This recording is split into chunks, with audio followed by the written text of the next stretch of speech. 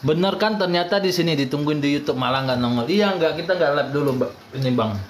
Kita istirahat dulu. Mempersiapkan untuk menjumpai perkumpulan murid Wah Bopar. Bang main ke Pedu. Kita ke tempat buyut sebatang buru. Mbak Yasmin, saya mau tanya. Mbak Yasmin kan orang Pedu. Ya, kemarin ada nggak kurban di sana? Kurban sapi.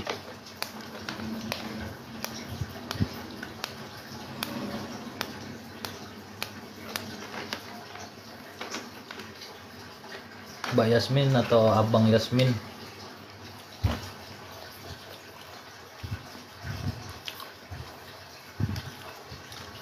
Ada bang.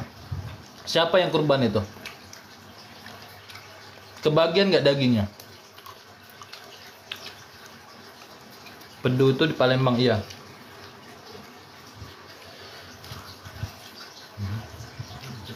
Banyak lagi.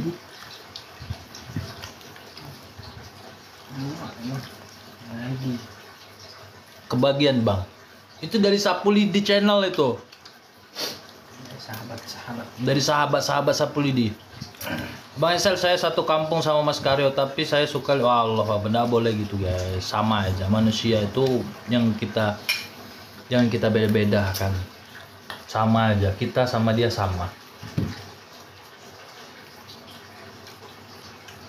Bang, apa semua tubuh manusia cocok untuk mempelajari atau mempunyai bang? Semua manusia itu dikasih akal dan pikiran. Dan semua manusia juga dikasih takdir masing-masing. Tergantung cara mereka berpikir. Kalau saya berpikir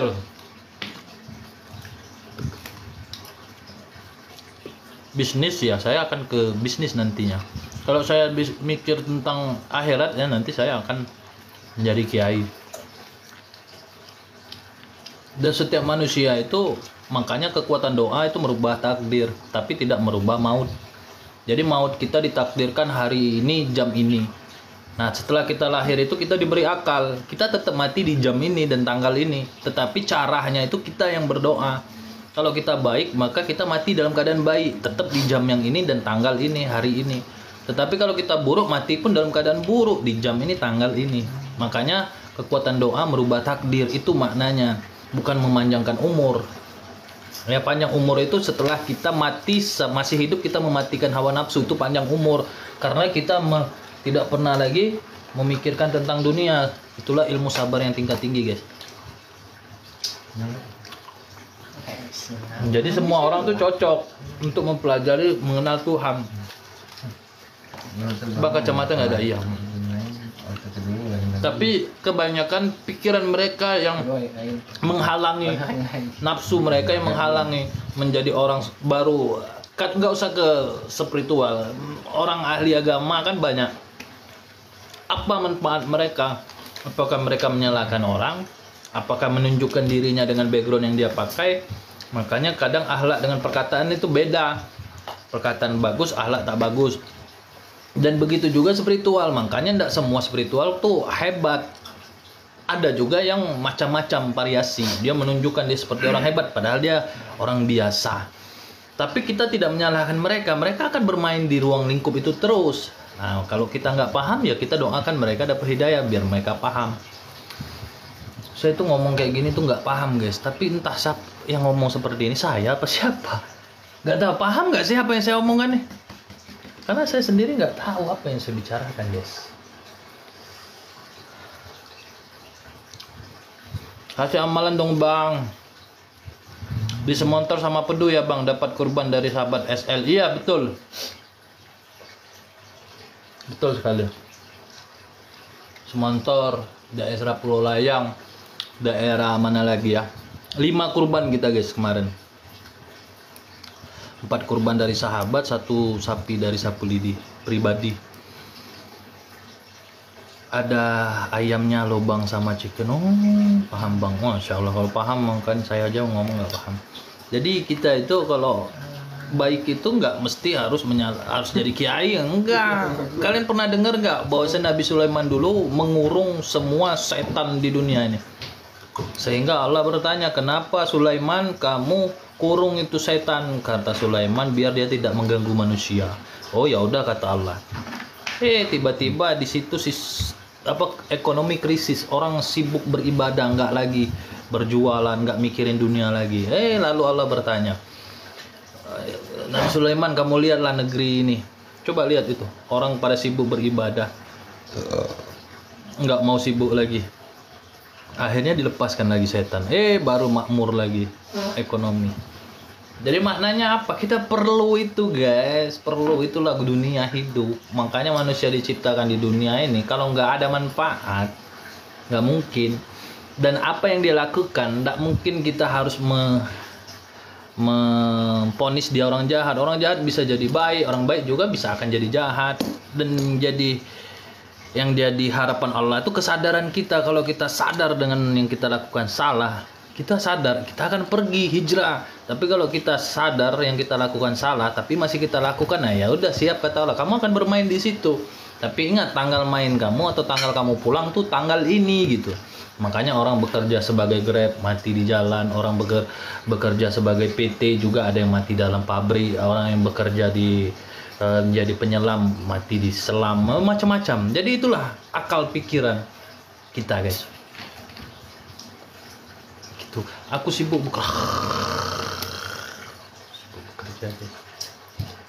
Saya nggak paham, makanya saya berusaha memaham. Dan apa yang saya katakan itu juga nggak tahu saya dalilnya. Saya juga orang yang awam, guys. Kita belajar awam, tapi seenggaknya dengan bahasa awam kita mengerti. Oh iya ya, kalau bahasanya bagus banget, takutnya saudara nggak paham. Korek.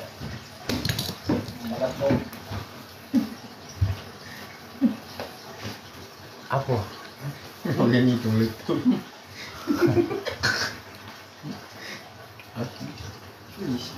Dingin banget gitu. Mendekati ruang dia loh.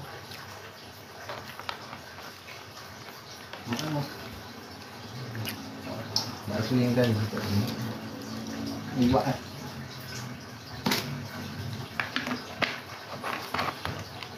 Assalamualaikum Bang Adi Kadabra. Masya Allah. Nah ini guys, ini orang yang lebih tinggi dalam pemahaman tentang spiritual. Kalau saya tadi itu menunjukkan sedikit aja, ini beliau orang hebat. Jadi kita doakan Bang Adi Kadabra, semoga bisa memberikan manfaat untuk media kita, kan banyak yang ditonton, ya kan? Manfaat untuk kita, rezekinya lancar, diberikan kesehatan dan menghibur kita. Kau ketengok, Bang. Jadi ceritanya kacamatanya hitam, Bang. Taunya bolong. Jadi itu passion aja ya, guys ya. Macam orang apa habis ngelas. Sehat Bang Adi ya. Masya Allah. Saya tuh seneng banget ketika kenal sama beliau ini, Masya Allah. Sebelumnya nggak saling kenal walaupun lewat media, jadi kayak ngerasa Masya Allah, ini orang baik ini, saya dikenalkan sama orang baik ini, Allah, kan gitu guys. Ini follow beliau, nanti beliau live, kasih gift guys. Apa yang kalian berikan itu akan menjadi manfaat baik untuk Bang Adi Kadabra. Nggak ada salah kita untuk menyambung silaturahim. Bang Ustaz saya nggak ngerti kayaknya. Apa itu?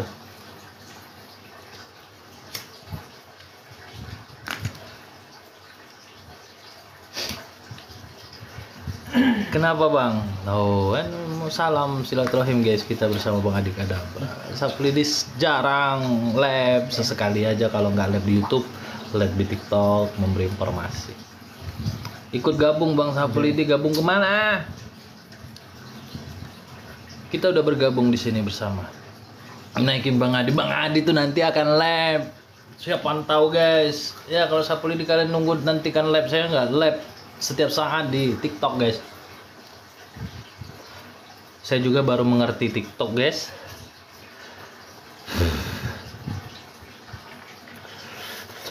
Tapi nanti insya Allah saya akan habis guys ini rambut saya guys. Saya akan cukur.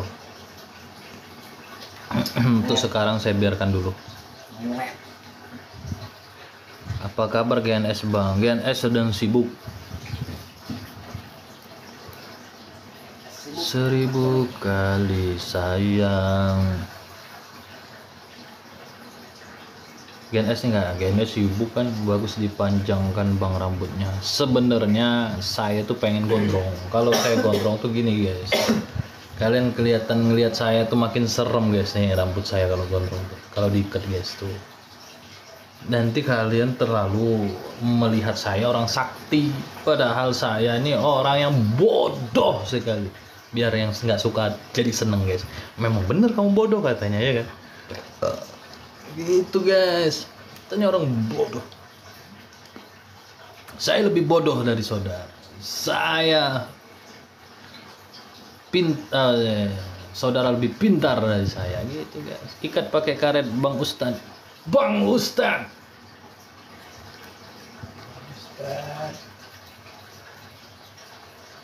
Pelan-pelan Pak Sopir.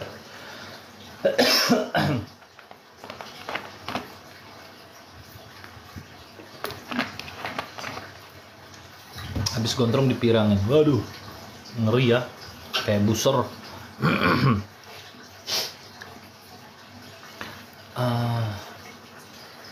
GNS baru ketemu Mat Suling bang. Allah Akbar. Assalamualaikum, selamat malam fans beratku bang SL. Allah. Mana Udin bang? Udin lagi di Kudus. Bang doain warungku biar laris dan berkah, saya doakan. Kayak booster.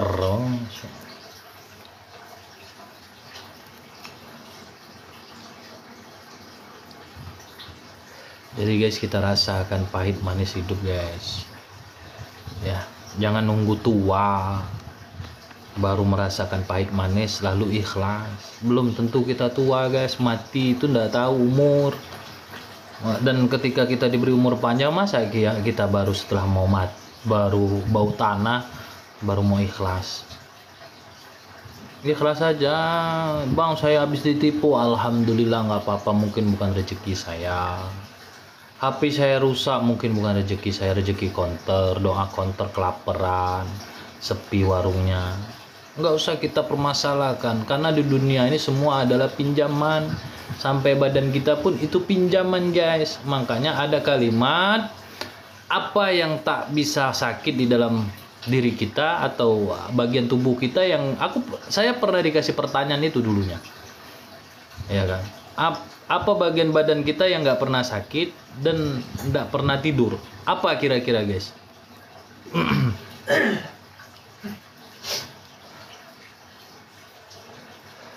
Apa guys? Aku nggak komen di YouTube, nggak pernah direspon. Ya nggak komen nggak direspon lah. Nggak ikut gabung mah GNS bang. GNS sudah punya misi guys, jangan kita ganggu. Napas bang, tuh napas nggak akan pernah putus. Kita sakit dia tetap bernapas. Kalau pilek itu hidung kita, napas tetap keluar. Kita tidur, napas tetap bergerak. Maknanya apa? Allah itu tak pernah tidur, menjaga siang dan malam. Nah, maknanya apa? Berarti ada di dalam diri kita bagian dari Allah. Hanya diberi napas kita. Saudara napas, saya napas sama. Yang memberi satu. Ya kan? Ngapain kita harus saling caci maki? Makanya orang kalau sudah sering ngomong, lupa napas. Orang udah ngejar dunia, lupa bernapas. Nah, masa telinga, telinga. Bang SL, kenapa ya kalau malam aku susah tidur, terus suka banget kalau di tempat yang gelap? Menunjukkan bahwasan saudara itu sedang sedang menenangkan diri, tidak mau ikut-ikut. Berarti puncak beranjak dewasa, bukan dalam segi pemikirannya udah mulai dewasa. Makanya orang-orang yang seperti itu orang yang punya jiwa dewasa, dan orang dewasa itu jiwa spiritual. Jadi setiap manusia itu mempunyai jiwa spiritual. Mestinya ketika kita hobi di kesendirian, kegelapan, itu bagus ketika kita melaksanakan ibadah. Jangan cuma kenapa tengah malam labnya nggak apa-apa, guys. Yo guys. Coba Bang Ustadz lihat pakai mata batin, kira-kira posisi aku ada di daerah mana? Saya nggak bisa nerawang. Kalau saya bisa nerawang, dan menerawang itu bukan maknanya seperti mata. Ini mata dohir, ya kan? Dohir mata kita. Saya bisa melihat ini bukan karena mata, karena ada cahaya. Kalau cahaya mati, mana bisa saya lihat wajah saya? Mana bisa saya lihat ada tontonan di sini? Karena bantuan cahaya saya bisa melihat. Nah, begitupun juga batin. Batin ini tidak bisa seperti apa yang kita lihat. Batin ini rasa, ya kan? Rasa. Kalau saudara mempertanyakan itu untuk membuktikan ketingkatan keterawangan atau segala macam, itu nggak akan ditemukan. Tetapi kalau saudara hilang, mati atau segala macam, mayat saudara tidak ditemukan, bisa dirasakan. Itu berguna pada saat di keadaan yang sangat dibutuhkan gitu guys. Jadi jangan kita anggap sebuah permainan itu ada di dalam rasa. Rasa bukan main-main.